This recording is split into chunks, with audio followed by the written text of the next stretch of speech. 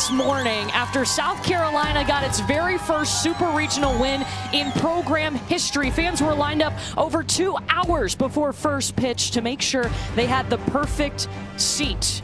But UCLA might have some other ideas today. Let's take you back to Friday's game 1. And South Carolina, Lexi Winters set the tone. A 2-run home run in the first inning. You blinked, and South Carolina was up 5-0 after 2 innings. I feel like that was so important, not only for the confidence of this team, playing at home. Obviously, that's really going to help someone like Jory Hurd in the circle.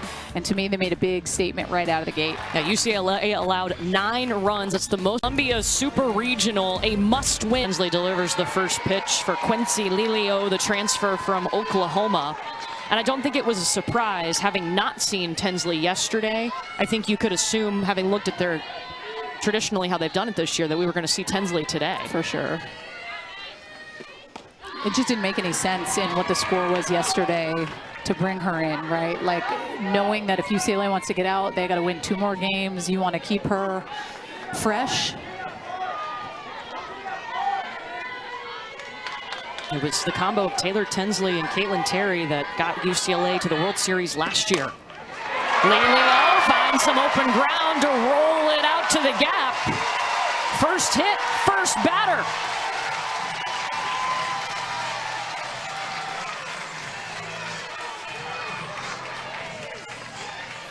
What did you like most about South Carolina's approach with the plate yesterday? Gosh, they didn't have these big aggressive swings, but honestly, they saw so many pitches. That was the difference. These 7, 8, 9 pitch ABs that tend to wear a pitcher down, and that becomes annoying. And at times, the pitcher will fall victim to that. And I think you saw that with Caitlin Terry, who started for UCLA, having to throw a lot of pitches right out of the gate, and they were able to find a way to execute. Carly Shelton at the plate now. She was one of 4 Gamecocks with multiple hits yesterday. She went 2 for 4 with a run scored. But that was what Coach Kelly Inouye Perez said before this game started. I'm like, what's the plan for Tinsley? Anything specific from yesterday to today? And so we can't fall behind in counts. We have to be able to attack. South Carolina saw 129 pitches yesterday. And a quick 3-0 from Taylor Tinsley.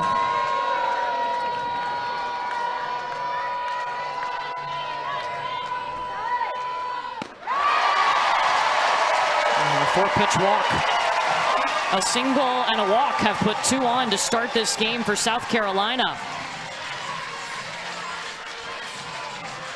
And a unique battery connection with these two. You don't tend to see a lot of catchers call games, but lefty behind the dish calls for Taylor Tinsley. They call their own game.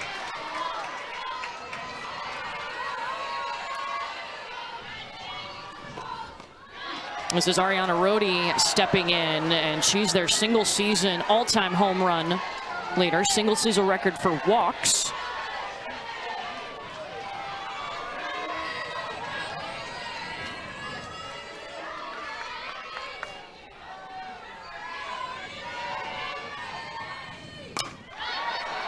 Rhodey pops up. Savannah Pola calling everybody up, grabs it in foul territory. Lilio diving to third. Both runners move to scoring position. Still a productive at bat. Move those runners. Almost put it in my book as a sacrifice. Yeah.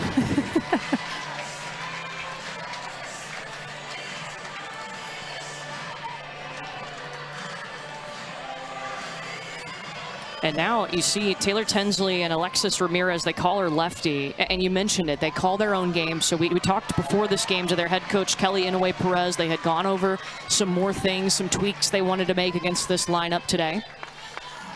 And being able to go and have that conversation about winners and, you know, her 2-run shot yesterday, and just be able to kind of be on the same page, fine-tune a couple things, maybe get a giggle in the mix. I don't know. Did you need a giggle in the circle? I needed one that felt a little pressure. Giggle always helps. And a tight strike zone. Lexi Winters grew up a South Carolina fan. Went to Charlotte first.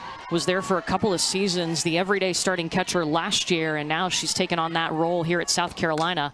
Following her head coach up the middle. She bounces one. Lelio scores. South Carolina striking first. Something about Lexi Winters and supers. Yeah.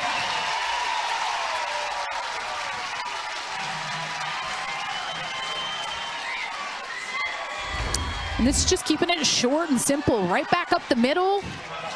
Pitch a little bit on the hands, maybe a smidge of a jam job, but strong enough to be able to get that right back up the middle and get that first run. South Carolina in the first inning.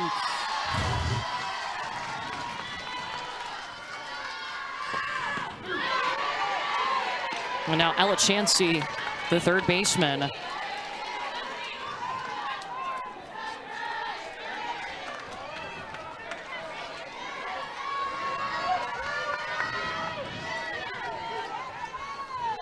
Oh for 2 yesterday was Chansey. Good pitch by Taylor Tinsley. That curveball on the outside part of the plate. That's an important piece to her arsenal as well. When she's able to locate that, have that rise ball as well as that changeup.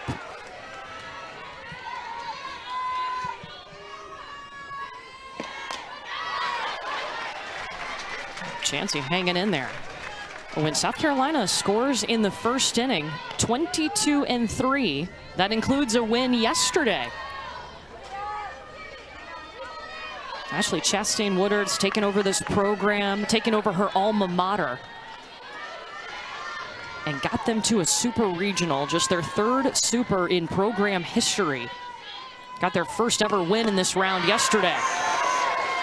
That first inning is about testing your limits with the battery. What pitches can you get? How far can you get off? 0-2, how much wiggle? Because with this South Carolina team and the way they're swinging it, you got to be careful. 0-2.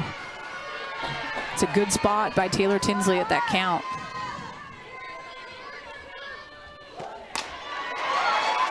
Kanaya Bragg goes to first. It does bump the runner over to second. Shelton at third, Winters at second.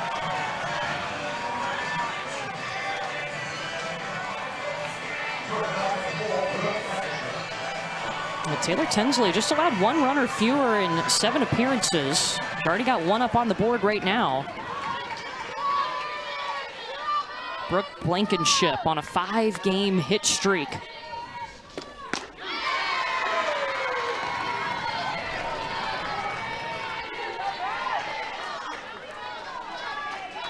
Two for 4 yesterday with an RBI double. Hit 500 in the regional last weekend.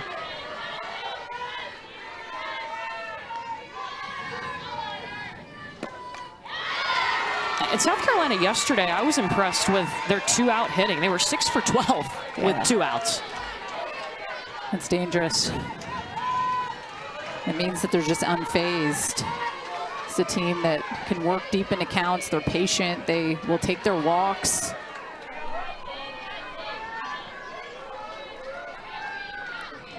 Tinsley ahead 0-2. Good spot. And everything's about trying to get a leg up on a hitter, right? Like, that may not be a pitch you necessarily want called for a strike at 0-2 because that makes it too close. But now you at least know you're in the hitter's dome. You can expand the zone. Now that kind of gives you the go-ahead to go up and in, or with your changeup down in the zone.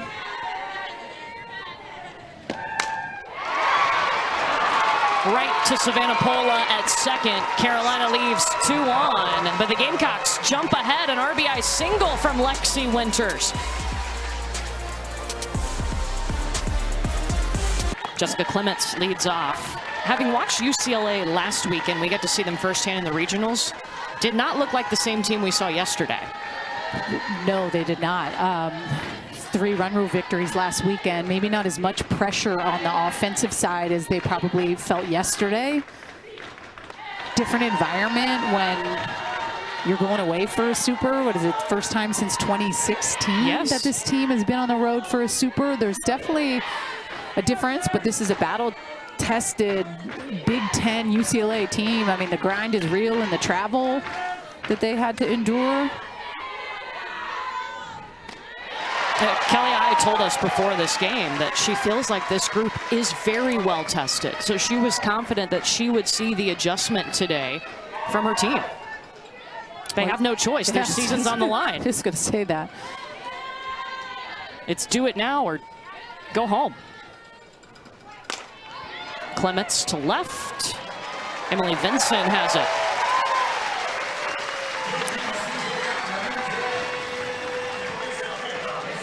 And an advantage that UCLA has is that watching South Carolina this season, you know that Gress and Hurd are their two arms, and they saw both of them yesterday.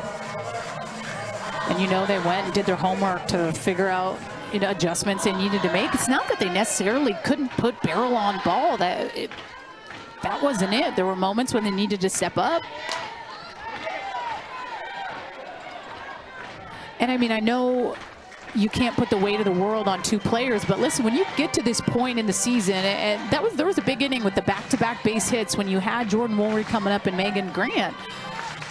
And the 6-year Sam Gress was able to strike those two out back-to-back. That's a statement, right? That's, as a program, you're like, all right, we got the two kind of hottest hitters in our lineup coming up with pressure on, and they weren't able to execute. But that's part of the game. That's the postseason. The first time all season they had struck out back-to-back. And not everyone is always going to be able to. Hitting is hard. Just so we are all aware that there are going to be times where pitchers beat you. You just hope that it's not in big situations like that. But you need to tip your cap and know that you're going to get another opportunity.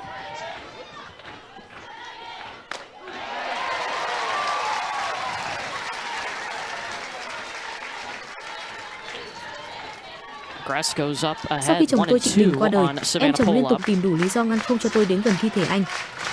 Chị dâu, anh em là chết đuối. Từ nào? Liên vội vàng.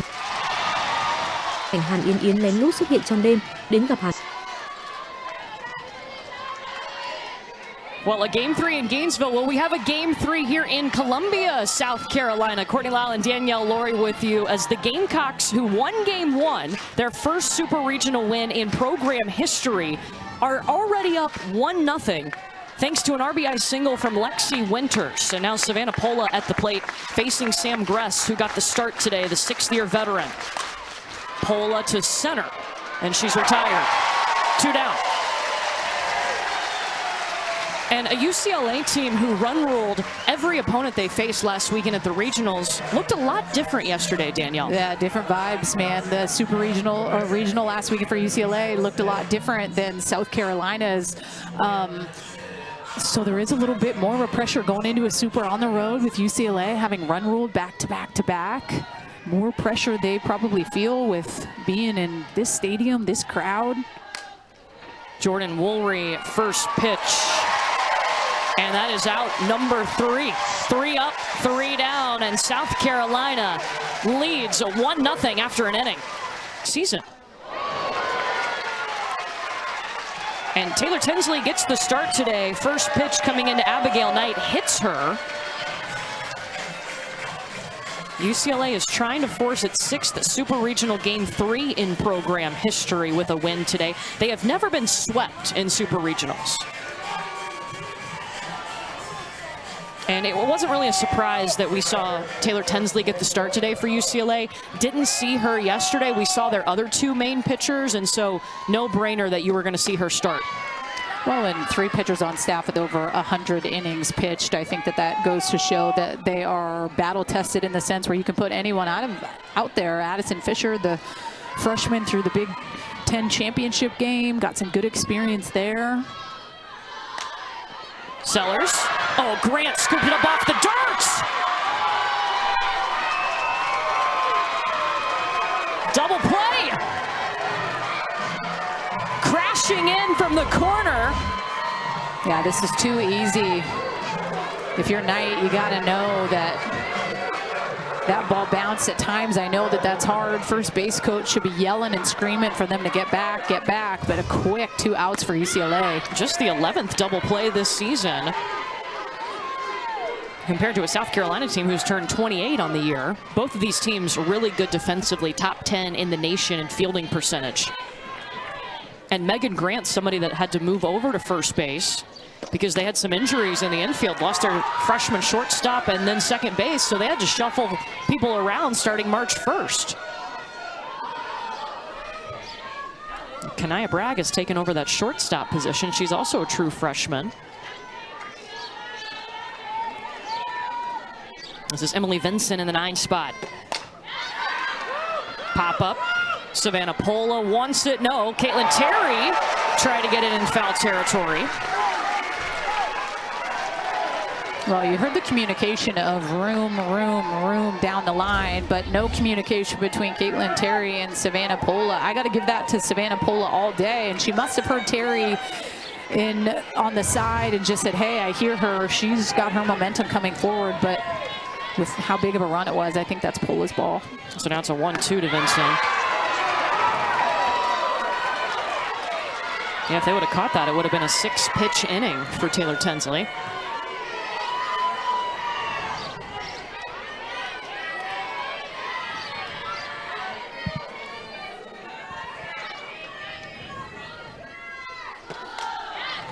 Taylor Tinsley and her catcher, Alexis Ramirez, they call her Lefty. They call their own game. Kelly I is usually the pitch caller, except when this is the battery for UCLA. Yeah, I love it. As much as I want to say I wish that happened more in our game, I know it's almost feels completely eliminated, but I just love that connection of the pitcher-catcher and communication and importance of that piece in your success in the circle. I know there's so many things out there for hitters and data and scouting, but I do think there's something to be said about, like, in the moment, the feel. What do I feel in my gut? What does my catcher feel? What does she see of the movements of the hitter in the box? Where are her hands? There's so many things sometimes that you can't see from the dugout, but you need to commit to as a pitcher and as a catcher of, like, this seems like the best option based on what they're doing in the box.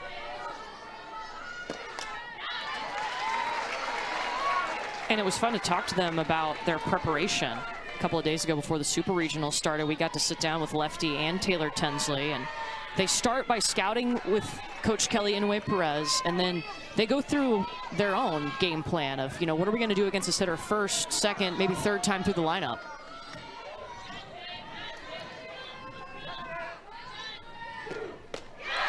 I think sometimes when you go over scouting reports, when you see a hitter's strength, sometimes it's like, oh man, that means that I can't really kind of go in there. That's what they do well. Well, it's more so about, like, being able to pitch backwards in situations, to be able to set them up with a good pitch in a good spot. You can beat a hitter in their strength. 8th pitch coming to Vinson. Got her. First strikeout today for Taylor Tinsley and Lefty Ramirez working together. Well, double play to me is key. Use the momentum. Megan Grant stepping up big. Quick double. Bruins got to take it to the bats.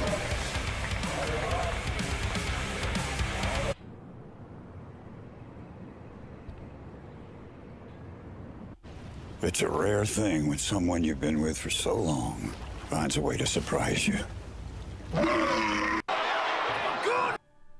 Capital One here in Columbia. Was able to do, and they have both stepped up in tremendous ways. But yesterday they combined to go 1 for 7, and Kelly I talked to them after yesterday's loss, just reminding them who they are. Step in there, be yourself, do what you've been doing all season. It happens though sometimes, right? Like sometimes a pitcher can get you in a big situation and you have to be able to tip your cap. I know they seem superhuman, but it is a game of failure at times, and their numbers are video game-like. So when they aren't able to step up in those big situations, everyone's like, oh my God, what's wrong with them? Well, it's at times part of the game. You hope that they can in the biggest moments, but sometimes a pitcher can get a hitter out.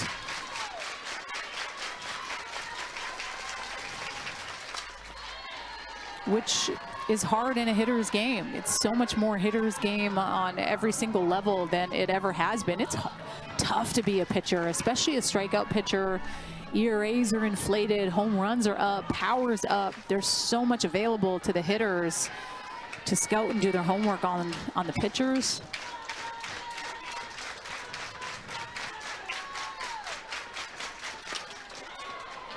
Megan Grant finding a way. Reached for it, and it was enough. Her second hit of the Supers. And that's a really, really good at bat by Megan Grant. She fouled off a ton of pitches. Looks silly on the first changeup, but then you can tell she's able to sit and wait. So strong through her backside. Just whop right through. Good lengthy at bat for her.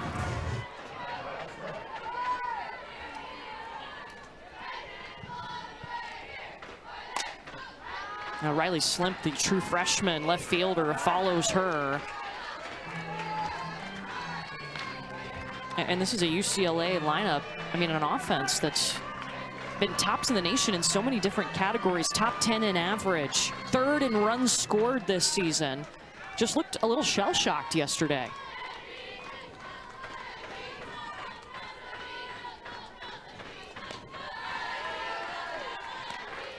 And their head coach talked to him about that. Said, look, I know a lot of you guys after this game are feeling a lot of different things, but South Carolina played its A game, we played our C game, and now we have no choice. We still have a chance to win too.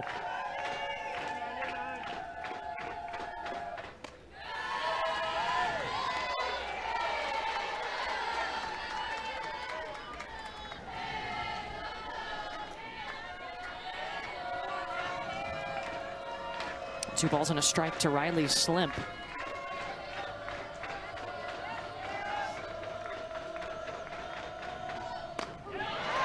It's a good pitch.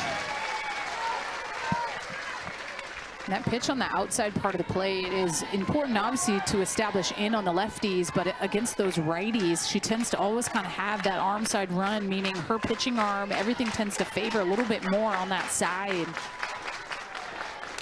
So that pitch away to righties and into lefties was going to be a key piece in the success today, obviously with her changeup, but that pitch not bleeding back over the heart of the plate, staying true away to those right-handed hitters to establish the outside edge and also to establish the in on the lefties. They're crowding the dish, knowing she tends to go away with their screwball and her rise ball. You want to own the in.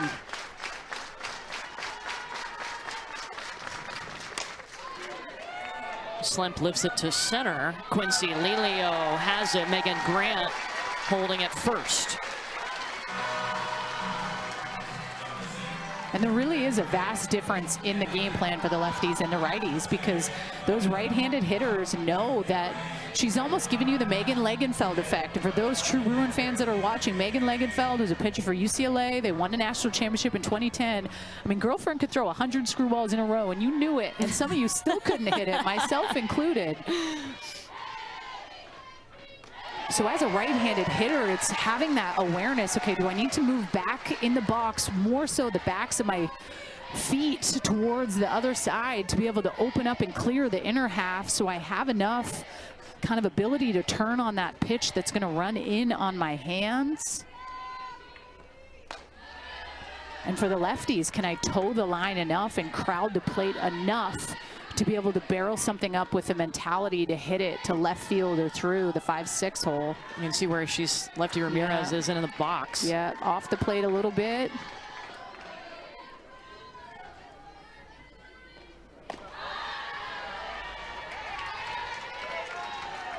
But Megan Legenfeld was one of the GOATs for UCLA. Remember that national championship run in 2010 and how good she was. She was really kind of one of the only pitchers on that Bruin team too, through every game.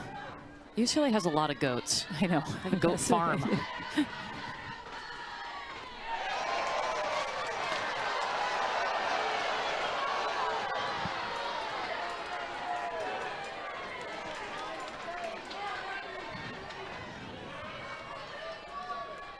Speaking of GOATs, Lisa Fernandez working with the hitters this year. She did okay as a player. Much better ABs today, don't you think, for UCLA? I do, I agree. Yeah, one of the first original GOATs I've ever seen one. I remember watching Lisa Fernandez play at Canada Cup in Canada as a young child, and I was like, dang, I want to be like that. Like, she kind of inspired me to want to be that pitcher, seeing her perform and just be this, she had this like alter ego about herself. Like, she crossed those lines, man. There's not a competitor. I mean, she'd probably destroy her mother if her mom was in the box. Like, that's just how competitive she is. But you got to be to win at this level. Yeah. You have to be cutthroat. And this season, historically, she's mostly worked with the pitching. And this season, Kelly I asked her to move and work with the hitters. And numbers are up across the board. Yep. Obviously, she did both very well. Love me a good two-way player. UCLA has the go-ahead run at first with the freshman shortstop Kanaya Bragg up, only 1 out. A must-win game for the Bruins.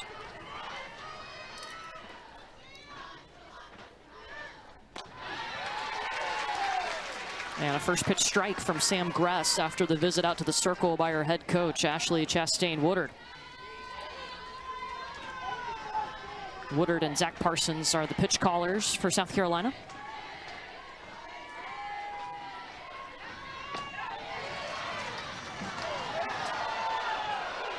I like that spot. I always want a little extra. Just give me half an inch. Sure, Ashley and Zach would take that too. Yeah. A lot of pitchers would.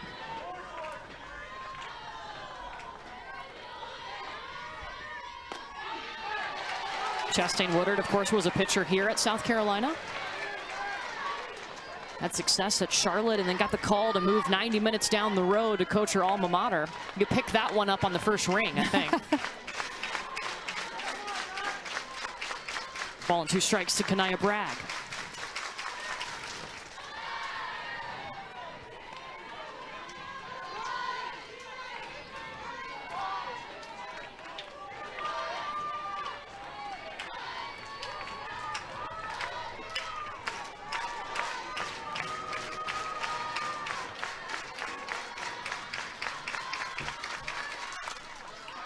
Bragg gets jammed. Brooke Blankenship scoops it for out number 2. Well, and that's just such a win, right? Like, that's owning the inner half and getting her to do exactly what you want with it. If she's not going to strike out, you want her to pop up something in the infield. Just goes to show kind of how nasty that spin is on the hands. Definitely can make you uncomfortable as a hitter. A go-ahead run at first still for the freshman Sophia Mujica. And takes a cut at that first ball. A mommy hack right out of the gate. Had a ribby yesterday. 2 for 3, had a good day. She was the catcher yesterday, now in the DP spot today.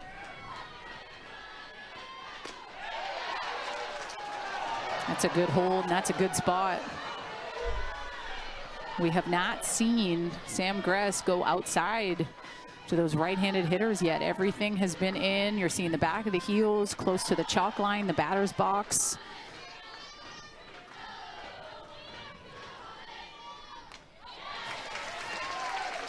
And eventually adjustments will be made on one way or the other, right? Like UCLA is going to be able to turn on something, or Sam Gress eventually is going to say, hey, I got to start establishing a way to make you feel the inside a little hotter. When you're able to locate on the outside part of the plate, even though it may not be your favorite, then you're just in the back of the head of the hitter is a little bit.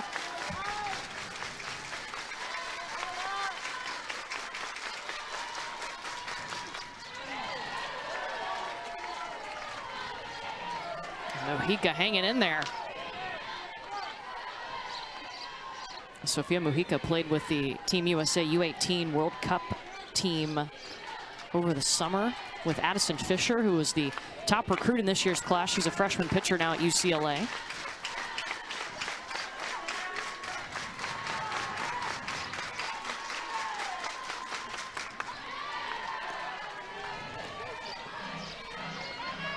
Yesterday it was South Carolina seeing a lot of pitches. Now UCLA seeing a lot of pitches today. That's what it's going to come down to. You have to have that battle mentality. You try to see a lot of pitches. At times you'll get swings and misses for Sam Gress, no doubt about that, but wouldn't be surprised she tries to sneak a little change piece in here.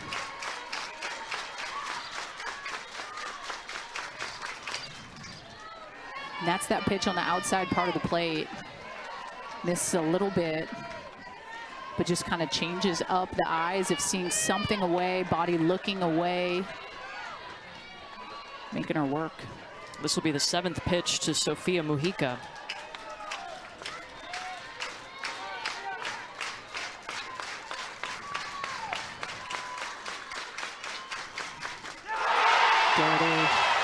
Got her to swing. Sam Gress has her first strikeout of the day, and UCLA leaves 2 runners on. Gamecocks lead by 1.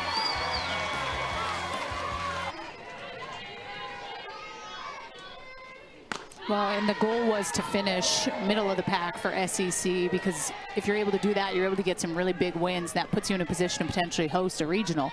And she said when you get to host a regional, there's a good chance you make it out of your own regional. And with the start that they had and some of the wins they had, gosh, I remember tuning in. I was so excited for when they went to Duke and played Duke, and they had that 3-game set, and both teams were undefeated, and it was just incredible to see them go in and just be like, good morning, good afternoon, good night. We'll see you later. We're going to take the 3. Impressive. And a team that finished the regular season with the 4th best strength of schedule in the nation. Coming into the weekend, 17 wins against top 25 in the RPI. That's 3rd in the nation. And of course, that happens when you play in the SEC, when, 14 of the 15 teams make the tournament. And just kind of look at the gauntlet of what the SEC is. So like getting to play those teams, they went to Oklahoma and got swept at Oklahoma, and they felt that. And I think them being able to come back and bounce back from what it was like to play there, and we're still undefeated. Quincy Lelio is retired by Riley Slimp.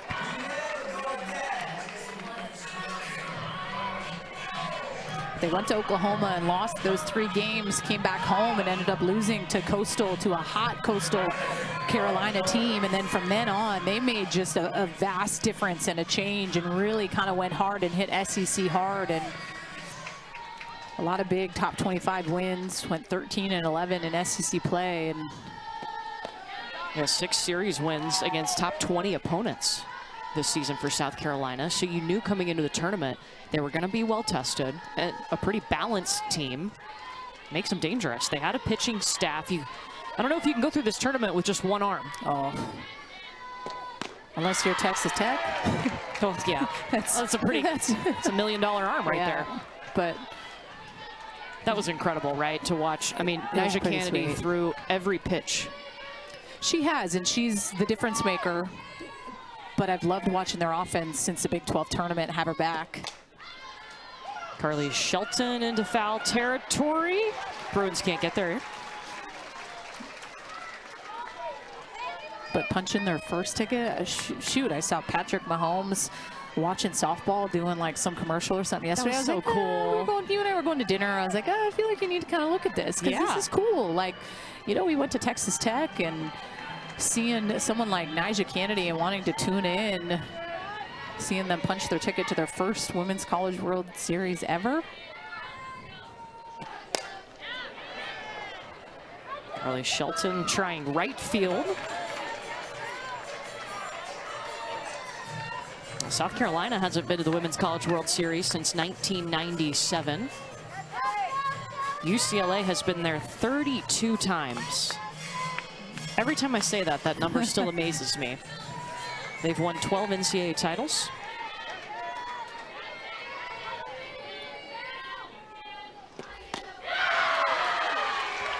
Strikeout number 2 for Taylor Tinsley. Well, the Women's College World Series, speaking of which, returns to Oklahoma City. The action begins Thursday. Yep, that's right. This Thursday at noon Eastern, live on ESPN. For more information on the 2025 Women's College World Series, go to ncaa.com, the official online home for all 90 NCAA championships.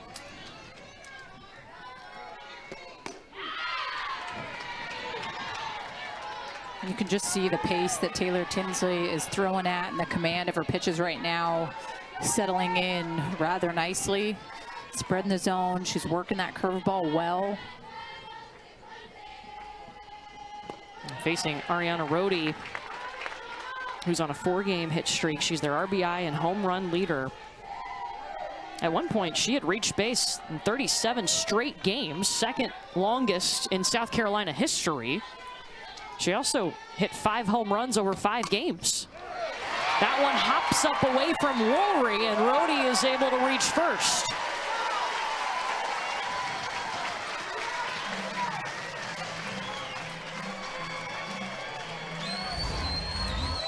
This is a hot shot down the line at Jordan Woolry.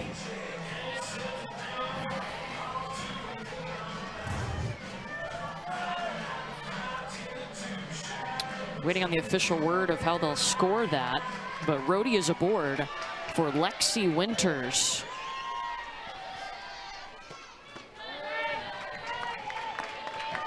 Who has thrived, I would say, in Super Regionals. 3 RBI yesterday, has an RBI today. Swinging it well, seeing it well. And a key piece. That's going to be a hit, by the way, for Ariana Rhodey.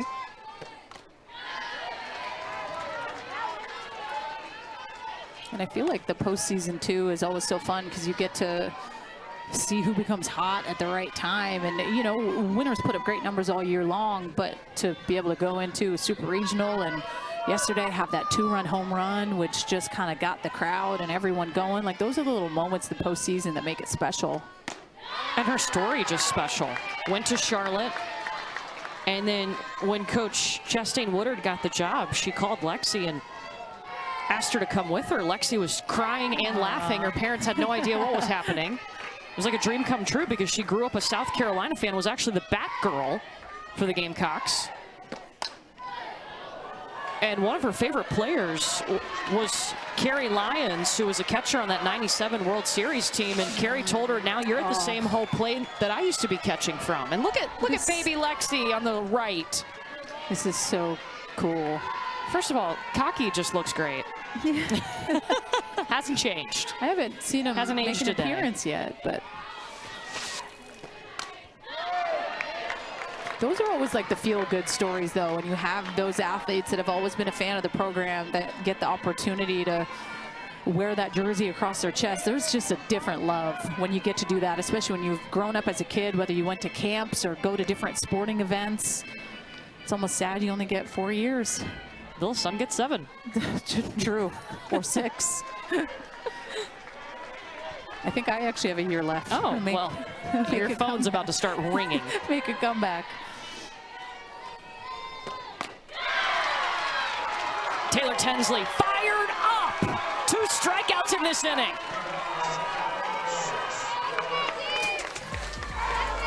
UCLA bats coming back. It'll be 9-1-2, due up for UCLA, starting with Caitlin Terry. A player that in her sophomore season has expanded her role. Her and Taylor Tinsley carried the load in the circle last year. This year, she said, I'm gonna hit, I'm gonna play right field, I'm gonna pitch. She has been able to do it all. Yeah, just 3 at-bats in 2024. There was really only Taylor Tinsley and Caitlin Terry in the circle last year, and Taylor Tinsley was down for quite a while, so it was just KT having to throw 3-game series. So hitting, I think, was probably not up for grabs. Laying down the bunt, Ella Chansey crashing in on it, and that retires Terry.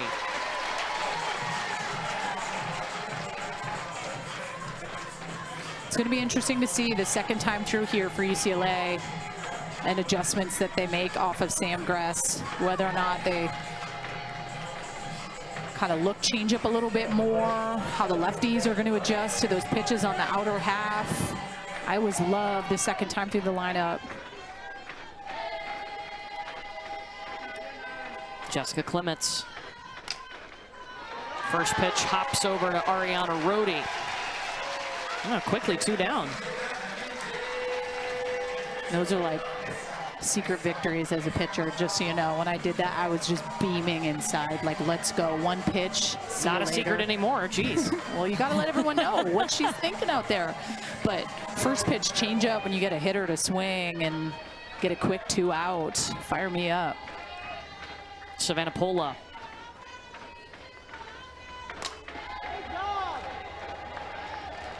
First pitch, gone. That is a 4-pitch inning. No secret, Sam Gress loved that. We will talk to Ashley Chastain. A 4-pitch inning. What was your conversation with her getting the start today? Yeah, we're just trying to treat it like any other game, and honestly, as hard as that is, you know, right now with so much on the line, I'm just trying to keep her in a good place and, you know, just allow me to think for her and her just to execute. So we're just trying to keep her in a good place in the dugout inning to inning, and, you know, a 4-pitch inning gives you a lot of momentum going into offense, so hopefully it pays off for us here. Well, that's what I was going to ask, Coach. Adjustments the second time through the lineup here fully against Taylor Tinsley. Yeah, we got to keep seeing the ball down. You know, she has a lot of rise and a lot of change, and so we can't let her expand with the rise out of the zone and then, you know, pick a speed. So we just keep telling the team to see the ball down, like keep it at the belt, and that's where we're going to attack the ball. Thanks, Coach. We appreciate it. Thank you, guys. Well, Ashley Chastain Woodard in her first season leading South Carolina, and there's some history when it comes to first-year head coaches reaching the Women's College World Series. This is in the super regional era. 2 have done it, Caitlin Lowe and Beth Torina, in their first seasons took their programs to the Women's College World Series. Ashley Chastain Woodard trying to make this graphic a little bigger. Yeah, I remember that 2022. You and I had the Tennessee Regional. Morgan State ended up going. I remember Caitlin Lowe, played with Caitlin Lowe. Chancey retired. That's hard to do, to take over a program and punch your ticket to OKC. Well, Taylor Tinsley struck out 2 in the last inning. How do you think her and Alexis Ramirez have settled into calling this game, that battery? Really settled in, especially against those right-handed hitters. Blankenship first pitch rolls to Bragg. I think she's done a really good job of changing speeds, which you saw in that last pitch, but it's being able to kind of get that outside part of the plate to the righties. Like, you're getting some by-you curveball strike out pitches that have been huge to see. 2 strikeouts in the top of the third, and so far a quick 2 outs here, top 4. Abigail Knight pulls back.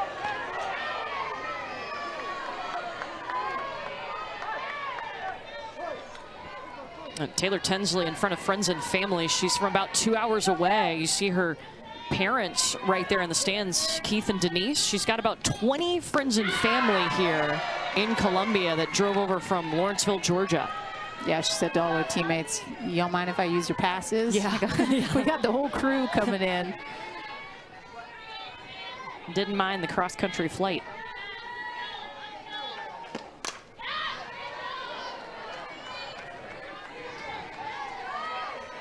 Is it different playing in front of friends and family in college? It's the best. I mean, I remember your dad and your parents watching, right? Yeah. I mean, you definitely notice when they're not there if you're used to having them, but it's pretty special. They're the ones that are always in the stands as a little kid watching you play and taking you to and from. So you kind of sometimes even feel like maybe you can amp it up a little bit, which is a cool opportunity for Taylor Tinsley, getting this ball game knowing backs up against the wall. Y'all lose, you're done, right? And so she's kind of saying, hey, get on my back, and I'm going to set the tone, and she has a pretty cool audience to watch her.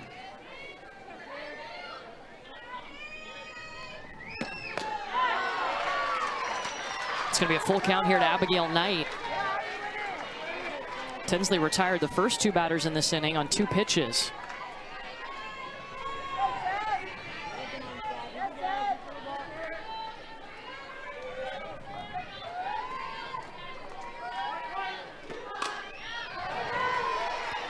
But I think really the biggest difference that I've seen from Taylor Tinsley today is just pitches on the corners, right? We're not missing over the heart of the plate, and that at times is the difference. When you get into the postseason, you miss, you pay, and she's done a good job of establishing corners and being able to go back to those spots, knowing she's getting those calls behind the plate, she's getting those foul balls. 7th pitch, Knight sends it to right. Caitlin Terry calls it.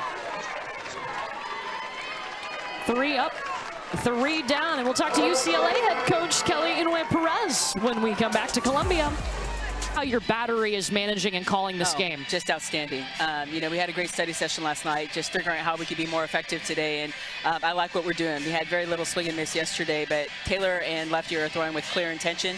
I love that she's using all weapons, and you know, she's doing a great job of keeping us right where we need to be. Coach, this third time through the lineup, what adjustments are you talking to the offense about trying to make on grass? Well, I'm going to tell you, Coach Fernandez is doing the adjustments when it comes to offense. But I think, you know, we got to start stringing them together. We're finding ways to get people on, but obviously we've got to be able to find a way to put them across the plate. Thanks, Coach. We appreciate it. Thank you.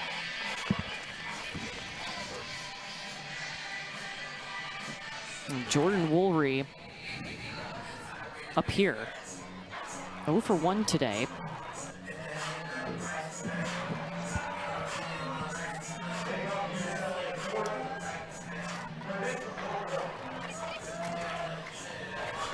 Jordan Woolry looking for her first hit in the Super Regional. Was 5 for 9 over 3 games at the Regional last weekend. Her second look at Sam Gress today.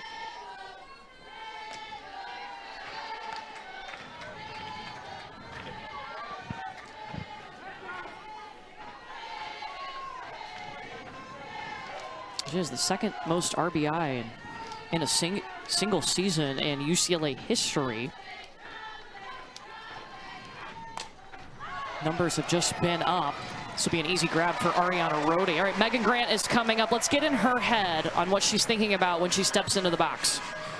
So for me, during my bats, the biggest thing for me is my breath.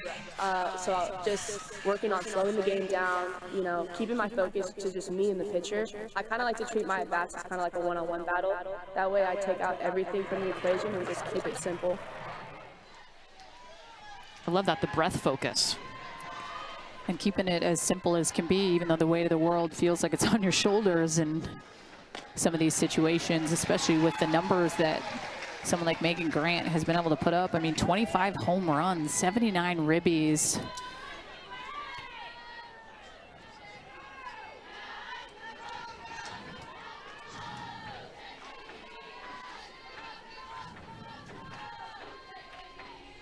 And Megan Grant, a player who wasn't happy with her production in her sophomore season. Did a lot of one-on-one meetings with Kelly Inouye Perez.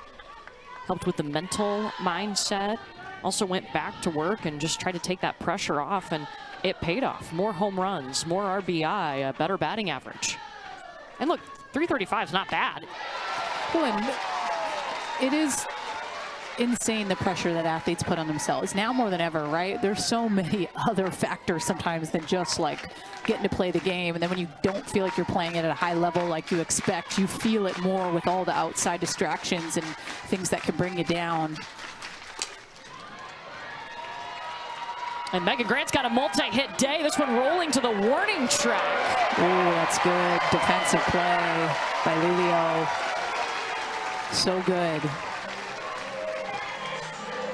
And a top defense in the nation for South Carolina. That was big. Well, yet again, another absolute missile by Megan Grant. But Lilio to be able to cut this off. She has the arm. This is a doubles park 4 days. Grant recognizes it, doesn't want to run into an out, which I think is important. That's a second hit only on the day for UCLA. Yeah, and they're both by Megan Grant. She's now has another multi-hit game, a 5-game hit streak now for Megan Grant. Brings us to Riley Slimp.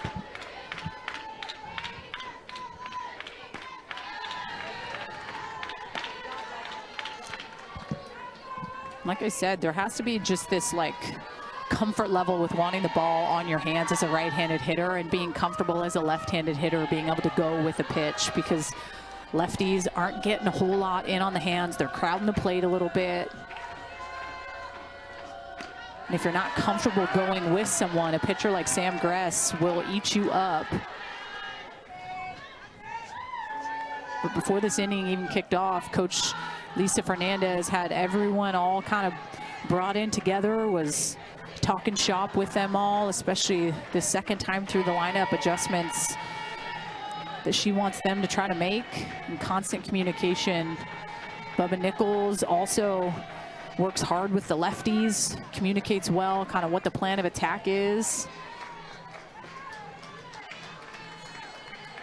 The tying run at first base right now for UCLA.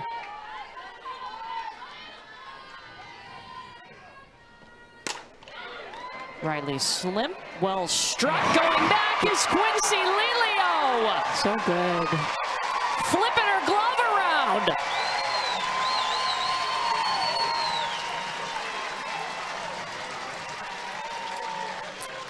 And Riley Slim walking back to the dugout. You can't hang your hat. That's a good piece and a good defensive play. She squares this ball up too. Clutch defense in center field. Sam Gress loving it, knowing the importance, man. When your team can play defense behind you, it is just a little extra swagger in the circle for sure. 6th in the nation in fielding percentage is the South Carolina defense. Lefty Ramirez. First pitch coming in is Emily Vinson. And so UCLA leaves the tying run on. South Carolina up 1.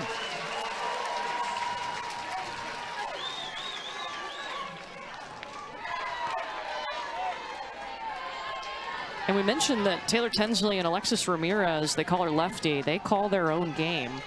Alexis Ramirez, so important to get her back behind the dish. Coming back from a knee injury. And while she spent that time away, learned a lot. And a lot of that came from coaching, not coaching her teammates. Coaching an 11U baseball team with Megan Grant. They won a couple of championships, casual flex. But she told us that, I mean, she learned a lot about meeting players where they're at. And getting to talk to just the pitchers and understanding the struggles of the little kids and what they're going through, and being able to kind of sit down and talk them through some things. When we exited by talking to those players after they left, I looked at you and I was like, I would have really loved throwing to her. Like, you just get the vibe of some of those catchers and how special they are behind the plate and how much better they would make you pitch because you're comfortable, right? There's nothing worse than feeling like you have that circle around you and you are out there alone and you got to do it by yourself. When you have someone rock solid behind the plate and the trust in that person, you feel fearless in the circle. Strikes out Sellers on a full count pitch.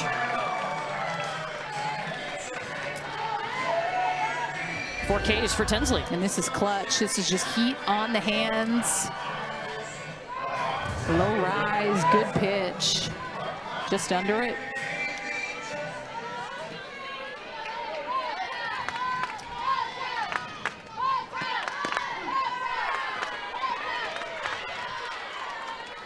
Emily Vinson now in the 9th spot.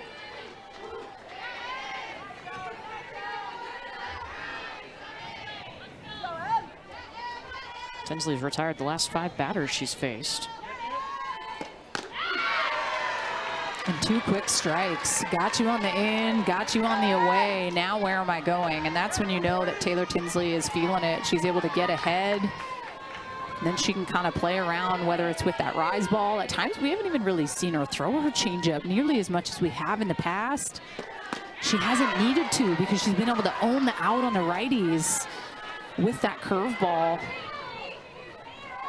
Throwing hard, sticking with her routine.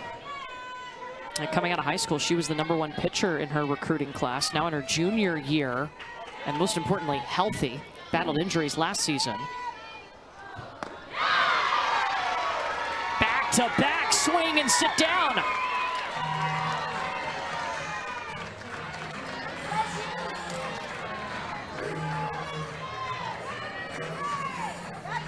And you could just tell the indecisiveness on the swing, right? She didn't know what the heck's coming.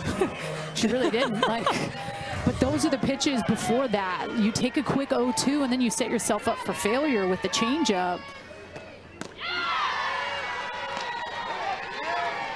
But this is what it takes in the postseason. You have to perform like this if you're Taylor Tinsley on this day. With, you know, knowing that your season's on the line, you have to be able to rise to the occasion, and you're seeing her do that. Top of the order, Quincy Lelio for the 3rd time. Gets away from Megan Grant. And Lelio aboard for the second time today, led off the game with a single. It'll be an error. Yeah, and this is a play Megan Grant knows she needs to make and can make. Whether or not she needed to go to a quick backhand to get that. Tried to keep it in front. It's not able to. And passing the bat to a tough Carly Shelton. She sees a lot of pitches. She's scrappy, had a walk her first at bat, struck out her last AB. But she's one of the scrappiest in the lineup, in my opinion. In that 2 spot for a reason, is that triple threat, can drop the bunt if need be, but good lengthy at bats.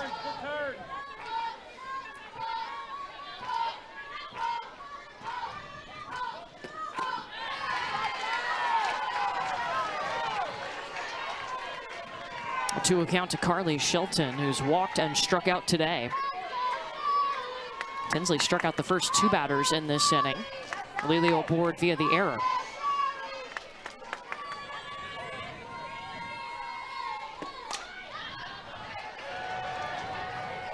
That's just an example of a pitch that like has that rise ball-ish spin, not belt high. You know, the one coach Ashley Chessian-Woodard is talking about, like pitches that we can't swing at are the pitches that are elevated in the zone unless we really barrel something up. But those are all pitches at a 2-0 count. That pitch up in the zone, that would have been 3-0.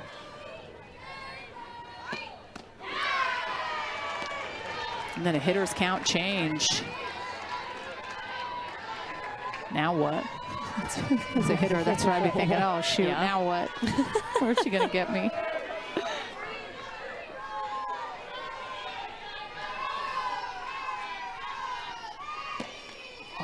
Foul ball.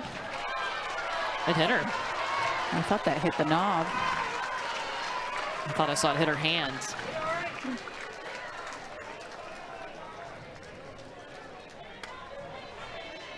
I think she's definitely feeling it.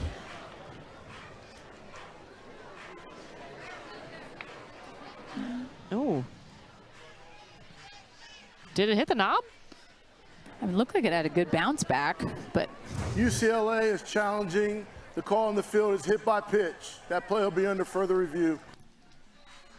This is the first review that we've had at this Super. And it makes sense to use one. Yeah. Like when it's that close, why not? That had a, the only reason why I was thinking more of the knob was just how hard the ball came off. Yeah. Now, and looking at it again in replay, because we have that luxury. But then you kind of see the bottom hand. Yeah. Regardless, ouch. Yep. There's the analysis we need. Yeah. Well, Pittsburgh is making this call. It's all centralized review. That's, it looks like it's the bottom. The bottom of her hand. Yeah. That was the original call, was that it was a hit by pitch. And I think that it's going to stick. Hit by pitch. And you could tell running up the line, she was definitely shaking her hand. And for a second, I was like, well, if it did hit the knob, I mean, you better do a good sell job when you're going down. Yeah. just kidding. But that's where my head would go as you're I'm not going. Kidding. But The ruling on the field of hit by pitch has been upheld. That'll be UCLA's first challenge. Remember, starting in the 6th inning, umpires can initiate review. I think that's a good look at it. I mean, you gotta, it's worth seeing if it was the right call. I agree. Because just like that, via an error and a hit by a pitch, South Carolina has 2 on. For Ariana Rhodey, their RBI and home run leader. She has set a single season record at South Carolina with 17 home runs.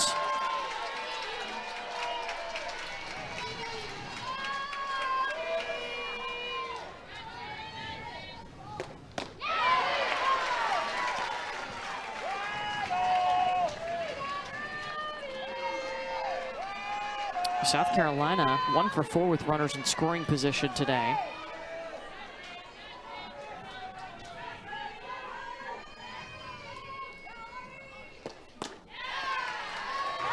Good lights by Rhodey. Now if I'm Tinsley, I'm kind of in the mindset of like, this is a hat count. I'm thinking maybe the changeup.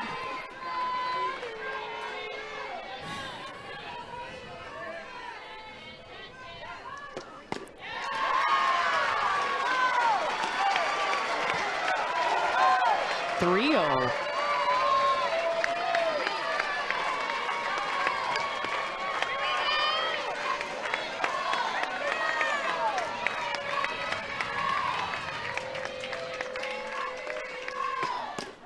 There it is.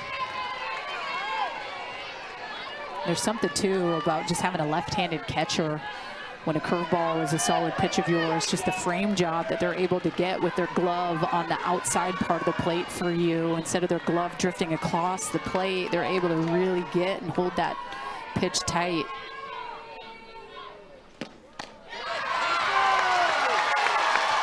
And the single season walks record holder just added on another one.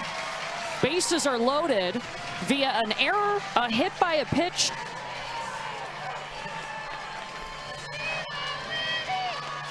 And Lexi Winters, who has an RBI single in this game, is up at the plate.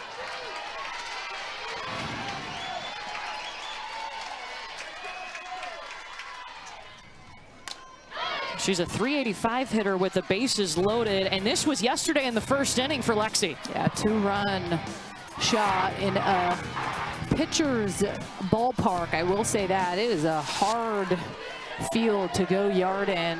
Doubles for days, but you've got to get under one to get it out of this park.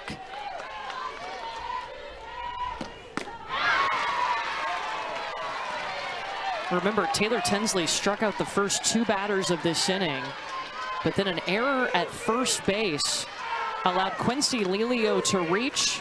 Then Shelton was hit by a pitch. Rhodey walked.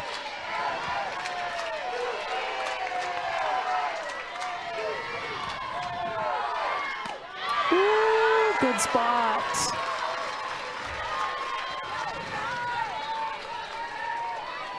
It's a good hold, good spot.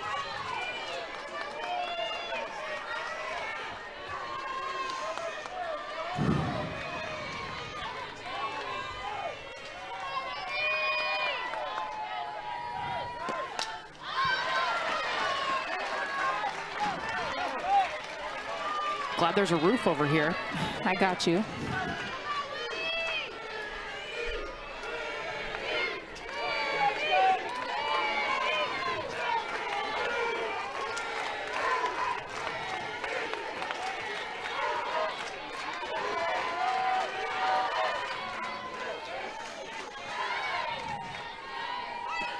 Dirty. I was gonna say change, but you got to be able to foul it off.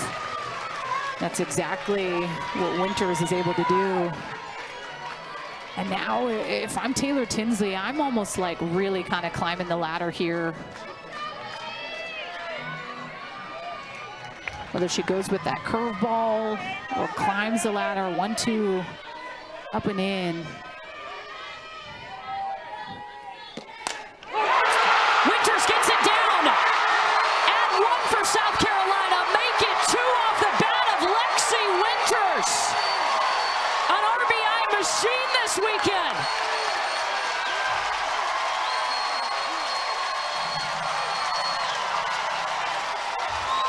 And it's weird that I have like goosebumps all over my arms, but it's simply because when that ball came off the bat and you hear the crowd, like, this is what sports is about. And the beauty of getting to host at home.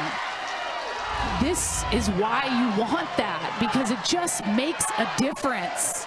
This up and in pitch, it's not up and in enough. I like the thought process. I want that pitch up and in if I'm Taylor Tinsley, but at a 1-2 count, it's just a little bit too down, and Winters good at bat. A quick 0-2 she drops to battle back 1-2 to get a pitch on the inner half. She can handle to fire up this crowd.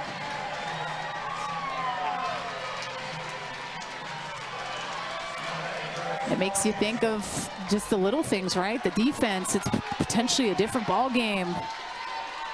Nia McKnight now running at second with Ella Chansey at the plate. My, how this inning changed after Taylor Tinsley struck out the first 2 batters. No.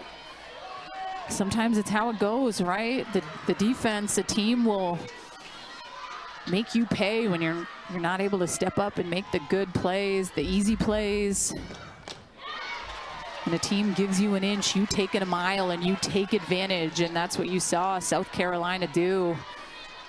The hit by pitch didn't help the cause either, and then the walk to the big base hit by Winters. She had 6 RBI on the weekend.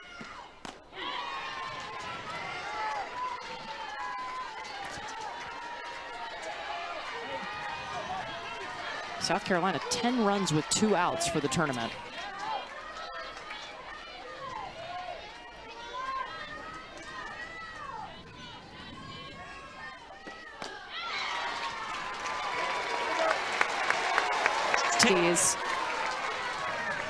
And does well when she's coming to ball games. Yesterday, different, having to set the tone. Now coming in, a little bit of pressure.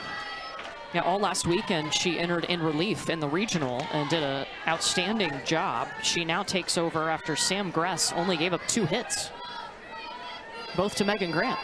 And if anything were to happen, you can obviously re-enter her, but definitely a change and a different look. A different type of velo, right? Like when we got 70 miles an hour and you go from someone, Sam Gress, who definitely is a lot spinnier, kind of low to mid 60s, isn't going to blow it by you, but is going to spin it by you. Now you got the heavy heat.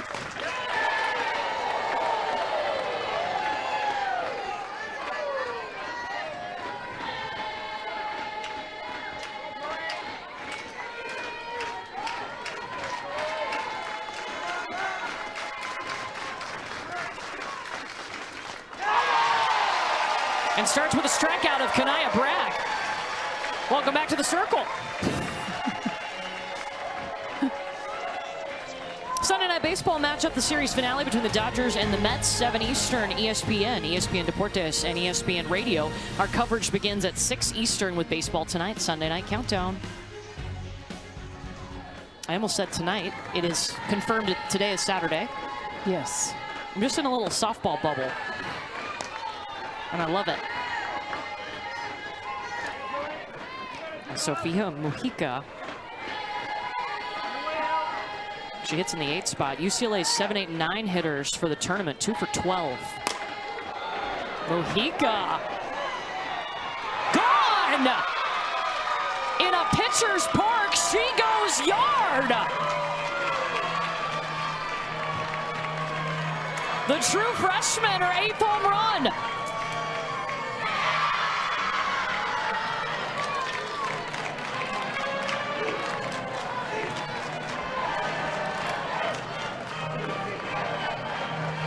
Is that the spark the Bruins needed?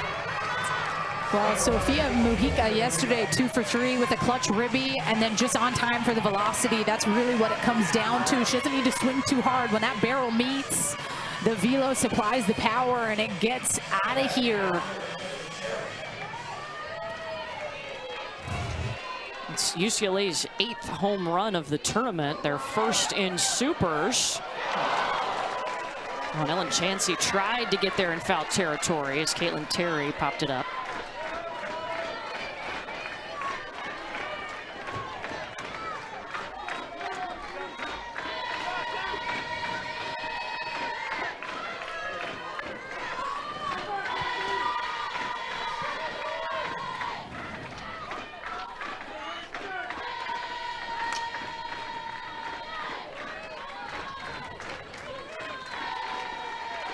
I mean, we saw last weekend hitting can be very contagious for this UCLA team. They run ruled all 3 of their games in the regional, first time that they've ever opened the tournament with 3 straight run rolls. But yesterday lost 9-2. This is a must-win game for them and just got their first run. And I feel like it's a team that feeds off that type of energy. When you hear them in the dugout and they have the props and the balls and they're making the noise and they kind of have that confidence about them, that's when you know that they're like starting to feel good. Maybe we just didn't see that as much yesterday with a quick 5 spot up on the board by South Carolina.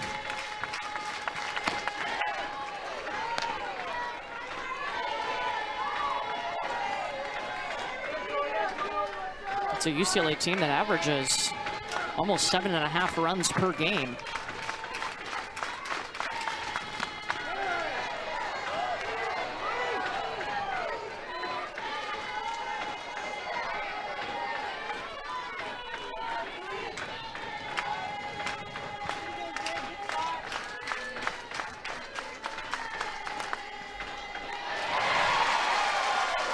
Chansey dives forward.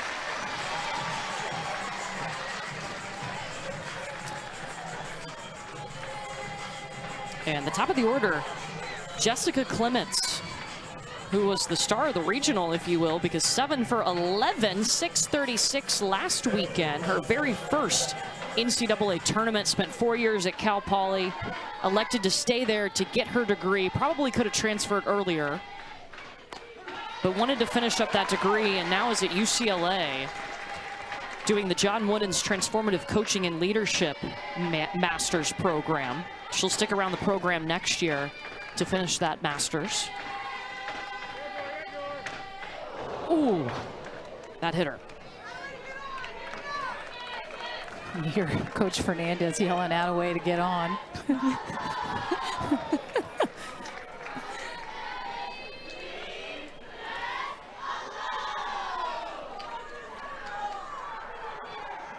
First time that she has reached today. She's trying to walk it off on that left leg. It's not like she's crowding the plate. This is just curveball that really kind of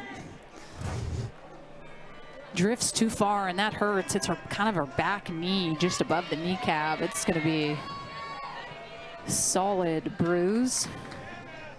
And Ashley Chastain Woodard is going to come out to the circle to talk to Jory Hurd. And I think that this is an important timeout right here.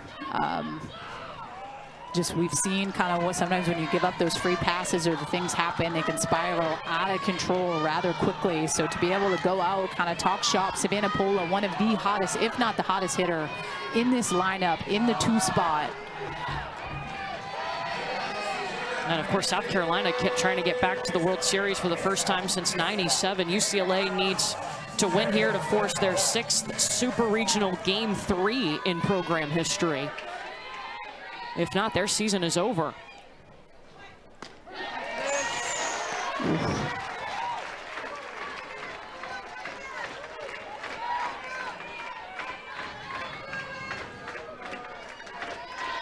And Savannah Pola, a player whose numbers have just skyrocketed this season. Rolls that to Rhodey. That's big.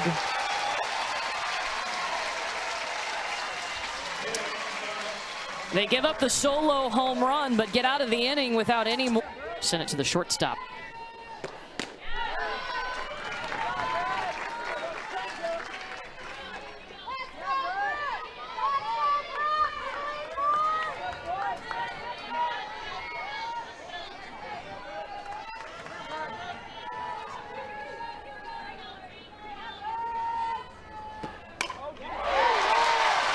Blankenship pokes it up the middle. And South Carolina's got 5 hits today.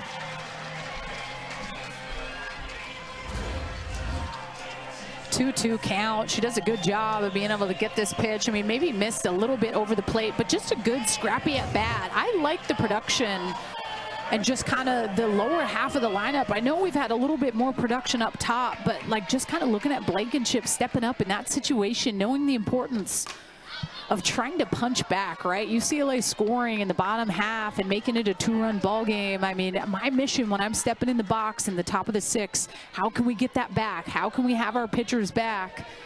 And you saw Brooke Blankenship step up with a leadoff hit. The 3rd time today, the leadoff has reached for South Carolina. Here's Abigail Knight.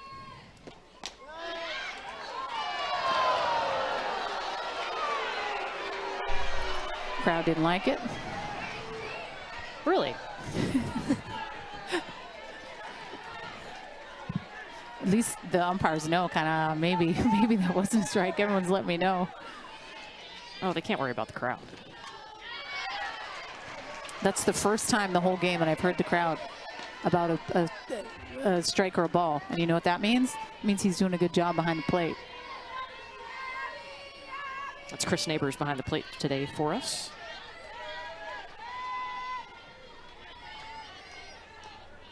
Oh, 2 to Abigail Knight.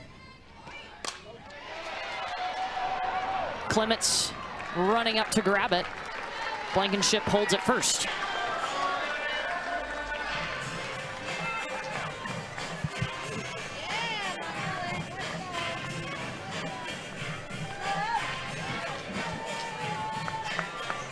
Well, Emma Sellers steps up as Taylor Tinsley has gone over the 100 pitch mark today. Her first appearance of these super regionals got the start today. It was Caitlin Terry that got the start yesterday. Addison Fisher entered in relief.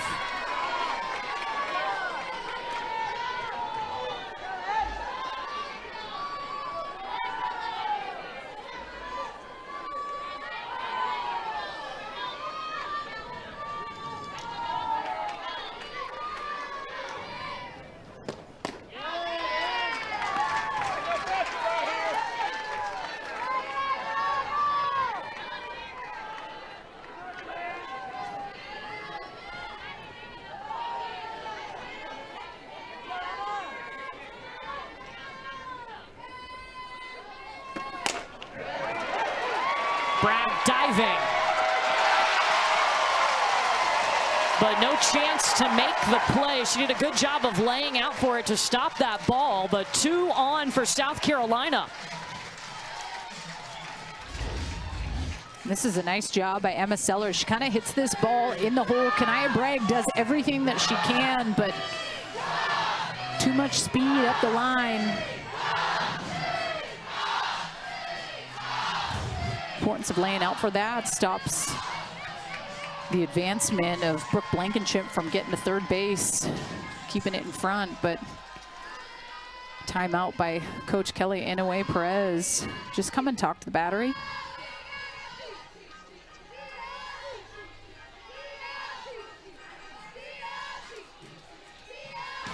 Well, Game 3 of the Western Conference Finals. Tonight, the Thunder take on the Timberwolves at 8:30 Eastern on ABC, with OKC up 2-0 with series tied at 1 game apiece. Countdown tips off our coverage at 8. And a pinch hitter for South Carolina, Maya Flint. The freshman will make her 18th appearance. She's 6 for 19 on this season, has a couple of doubles, a home run, and 4 RBI.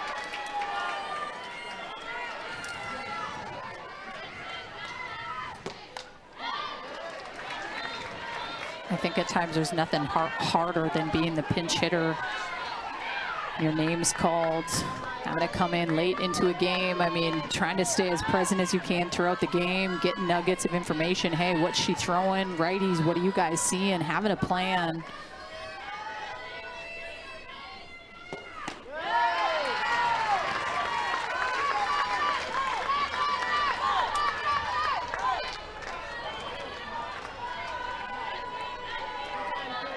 She's 6 for 15 as a pinch hitter this season.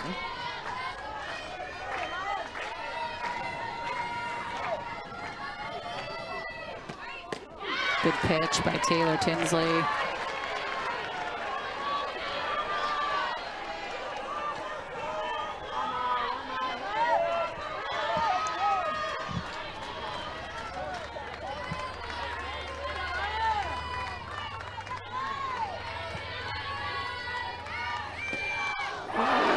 Hits her in the shoulder to load the bases with 1 away for the top of the order in Quincy Lelio, who has reached twice. Gosh, that's one that you wish you could get back if you're Taylor Tinsley.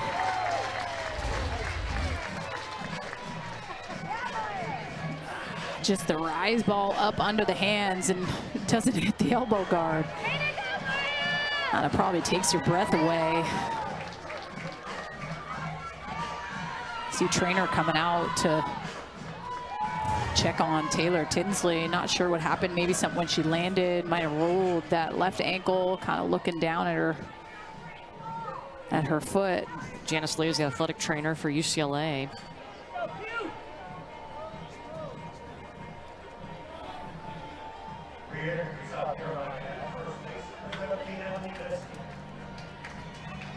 We're gonna let her try to work it off here.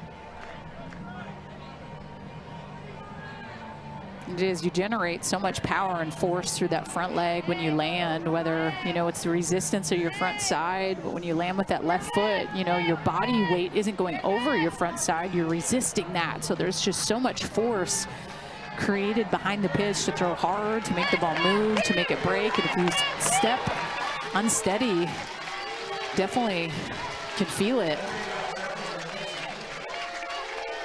Well, the bases are loaded for the top of the order, Quincy Lelio. By the way, Emily Vinson re-entered to run at first after Maya Flint was hit by a pitch in her pinch hitter role. Quincy Lelio, a transfer from Oklahoma, was a part of 3 national titles and found a new home at South Carolina. Her impact cannot be understated. You've seen what she can do with the bat. You've seen her in center field today, but also just the mentality that she's brought. Her teammates have talked to us about it. Yeah, the presence too. I think there's an intimidation factor that she brings. She's got a battle hero too. She's 6 for 8 with the bases loaded.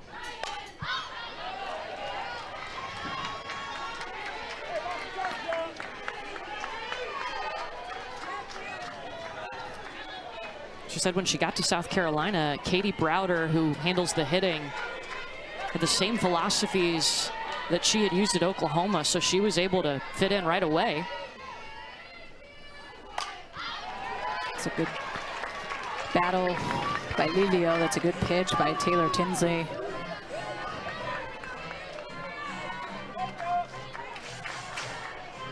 And these are definitely the moments, whether you're in the box or in the circle, you want to try to slow the game down. The heart rate can't get too high. You need to focus on one pitch at a time, executing your job.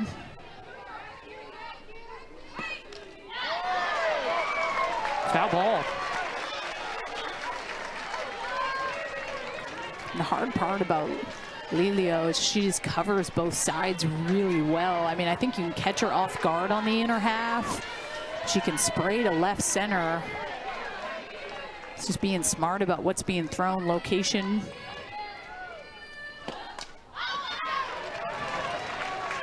And that's one thing that I can say about Taylor Tinsley. She's been put in situations this year throughout Big Ten. She's been pulled out of games when she didn't think she should have been pulled out. She was throwing good, and coach said, no, you're missing out here. In the postseason, this can't happen. Well, these are the moments when you need to be able to execute big pitches under pressure.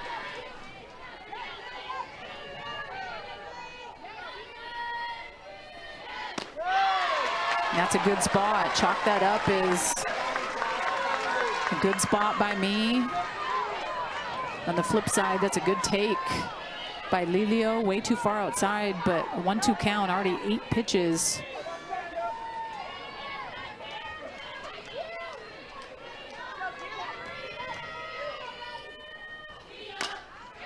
Oh, it just died off the bat. Run scores. I mean, it almost spun in place.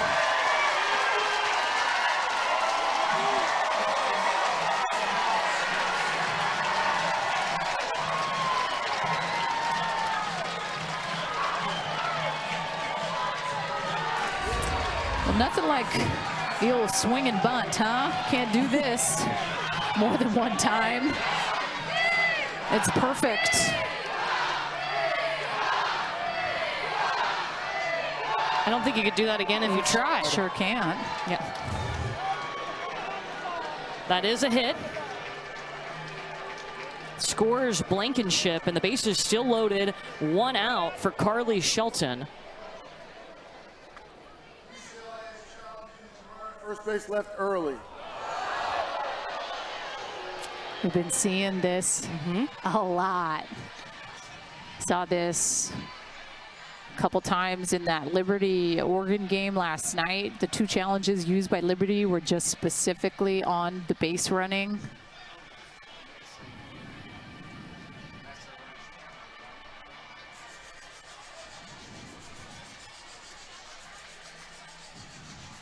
Second time that UCLA has challenged today.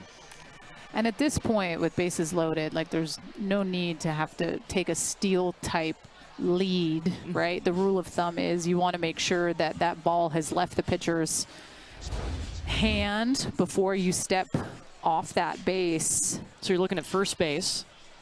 She's actually late. Yeah. So ball released, and now she's Wow. left the base. Yeah. So she's good.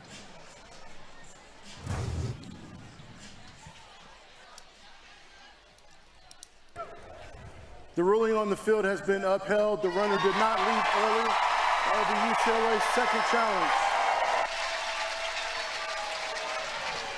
So they have no more. You get 2 per game.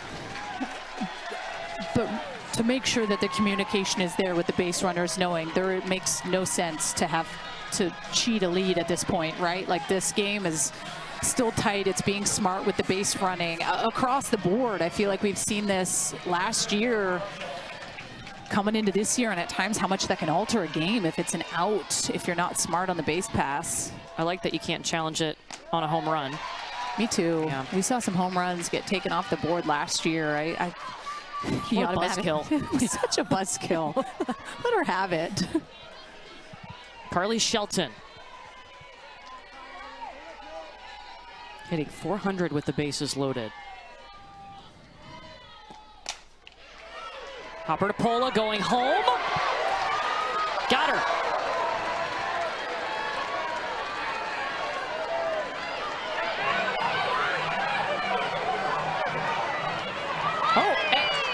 The runner at first thought that she was out, went back to the dugout, so they tag first base, and they get 2.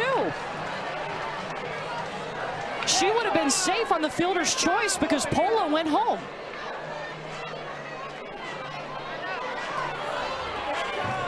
The ruling on the field is that the runner abandoned first base, went to the dugout. She's out. And you just talked about some base running miscues. I don't disagree that you don't vacate the field until you 100% know, but I also think there needs to be communication from the first base coach and him yelling at her to let her know. We step aside. South Carolina up 4-1 for UCLA. And you can't help but feel right now with just the double play to end that last inning, and with Jordan Worry and Megan Grant coming up.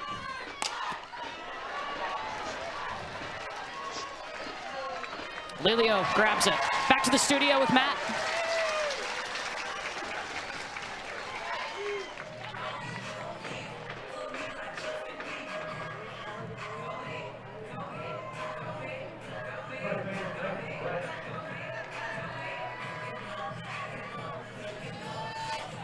Thank you so much. We appreciate it.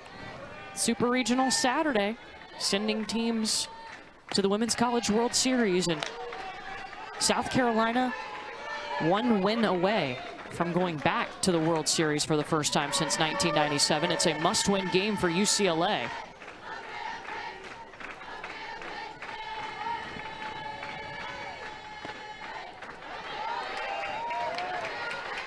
Megan Grant has 2 of the 3 hits for the Bruins today. The other hit was a Sofia Mujica solo home run in the 5th. First time, though, that Grant has seen her today. Just straight cheddar.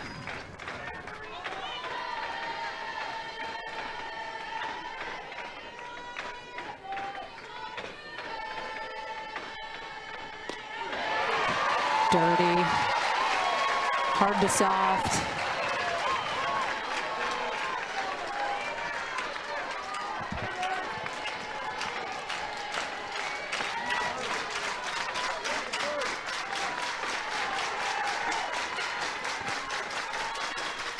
Oh, that's a money pitch. Good location, good height. I think it's obviously a little bit too down. That hasn't been called all day, but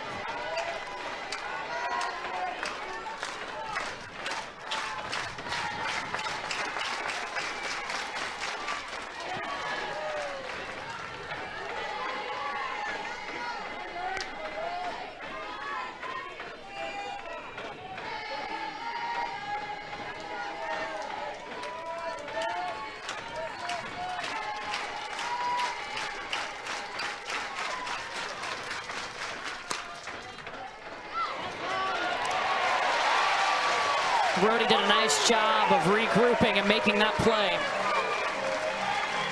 2 away. It's the first time that Megan Grant has not reached this afternoon. and this is clutched by Rhodey. She just smothers it. She keeps it in front because it got a couple different hops. The importance of getting those two hitters out. Jordan Woolry, Megan Grant, yet again to lead off an inning, getting those two. Just based on their numbers and the intimidation factor that they bring, they've been kept rather quiet. I know Megan Grant has had 2 base hits. Jordan Woolry has not had a hit this weekend. This is Riley Slim at the plate.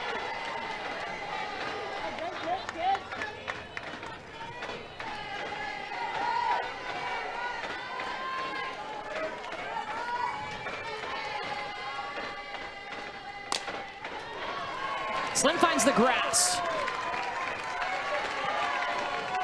She's got her second hit of supers, the first one today. A hit now in 11 of her last 13 games. Can the Bruins get the 2-out rally going?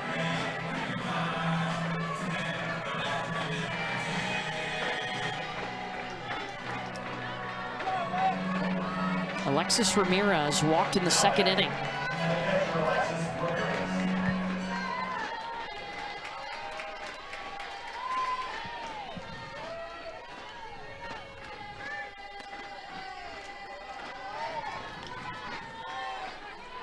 UCLA today 0 for 6 with runners.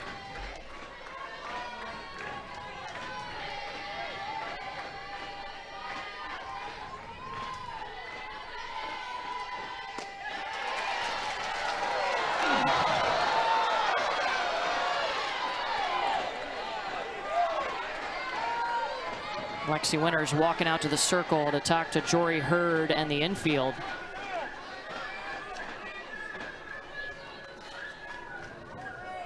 I feel like Winters is just so key behind the plate to be able to pick up and recognize things with pitchers when the moment seems big and you have to kind of calm it down and slow it down for her to go out and do that. I think the key reminder over anything is, hey, we got 2 down. Let's battle back.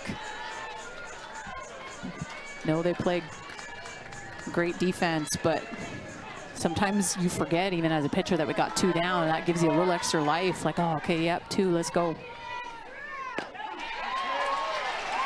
And then Hurd fires in the strike.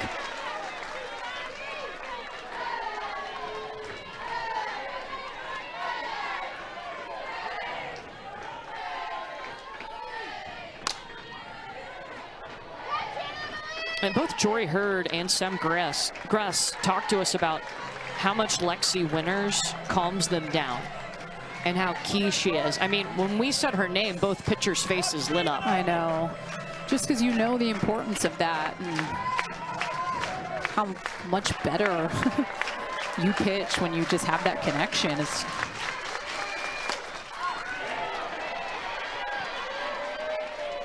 Abigail Knight wants it.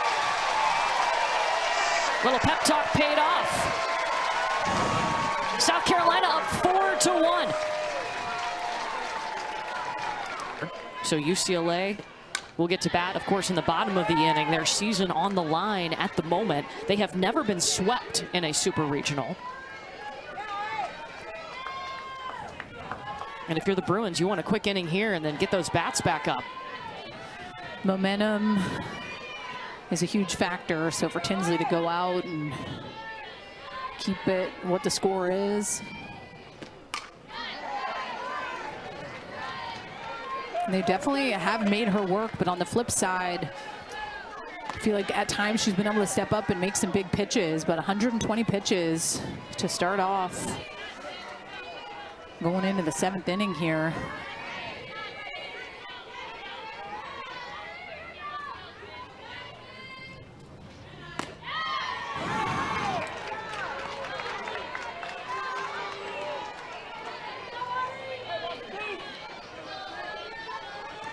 South Carolina yesterday got its first ever Supers win. Its second win all time against UCLA, the first since 2002. A team that was picked to finish last in the SEC.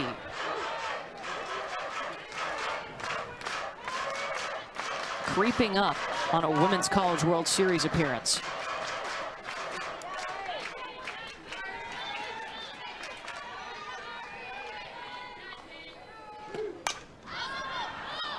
Rhodey skies it. Jordan Woolry calls.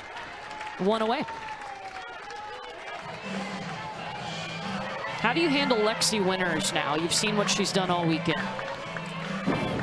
Hit good spots. I mean, it's definitely not a situation where you feel the need to have to put her on, but you do respect the fact that she's swinging it well. It just comes down to being able to hit good location, good spots. And if she gets you for a single, you tip your cap because she is cruising. But you don't shy away unless it's a one-run ball game and the tying run is at third base. You go right at her and you focus on location.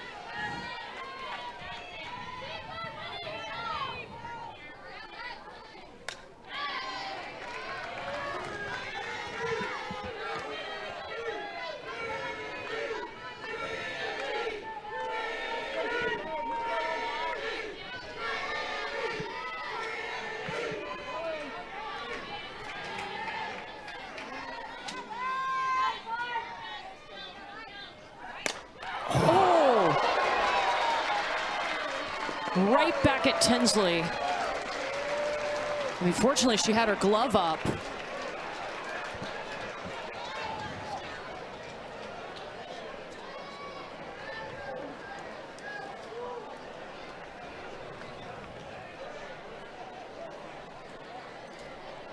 I think it did come back and just hit her glove, thank goodness. And you see a smile on her face now. That's a great sign with Lisa Fernandez out there. It's scary. Oh, yeah, it is. And it takes kind of your breath away for a second, especially your mom and dad watching. But I mean, the face mask, key, right? Yeah. To at least feel safe in the sense of that piece with the bats and the technology and how quick it comes off. This is a changeup, and it's right back at her.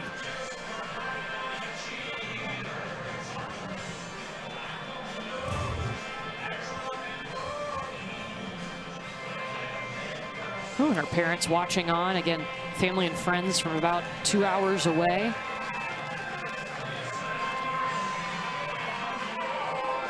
We got a runner at first. Chloe Lackey will come on to run for Lexi Winters as Taylor Tinsley looks to be good to go in the circle. Hey, just take a deep breath. I mean, whew. Yeah.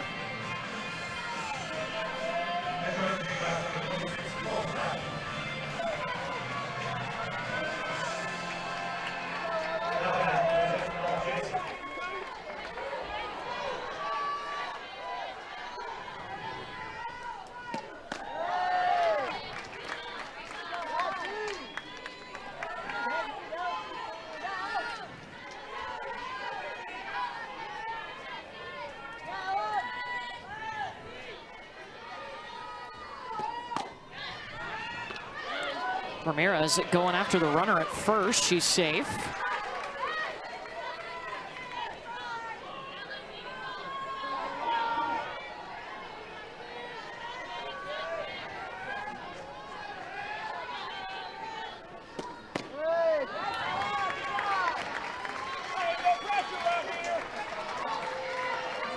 Three balls to Ella Chansey, who's looking to reach for the first time in this super.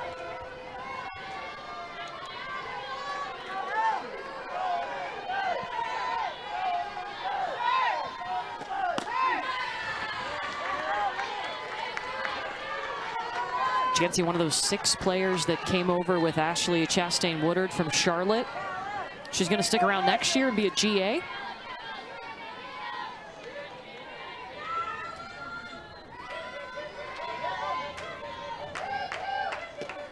Good spot.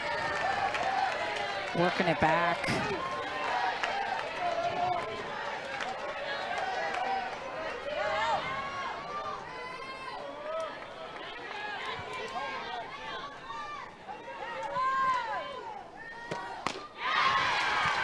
Tinsley coming back to get that K, her 7th today. I love to see that for her, trying to get a little bit of energy up here for her team too. But drops 3-0, works it back, spins that curveball by you on the outside part of the plate. It's a great job. 2 down, runner on first for Brooke Blankenship.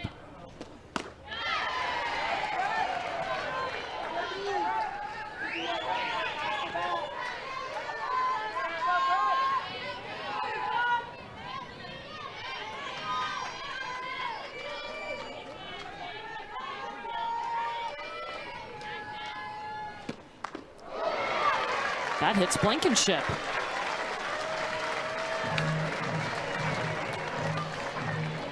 And that's the fourth hit by pitch of this game for Taylor Tinsley, right? When you heard Jenny Ritter say on the studio, like, just the free passes and how much they hurt you, they do. And if a team makes you pay for them.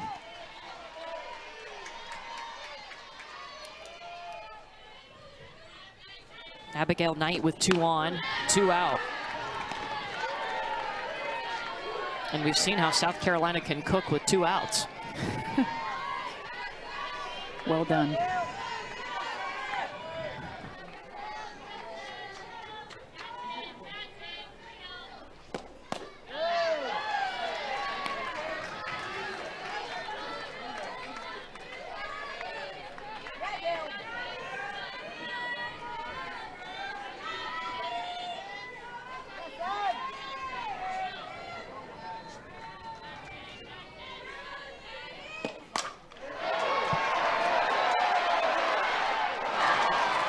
In the glove of a running Riley Slimp. And UCLA has 3 outs to keep. Well, we shall see game 3. Gosh, UCLA. Wow. Incredible. The Bruins are dangerous, and we will have a game 3 tomorrow.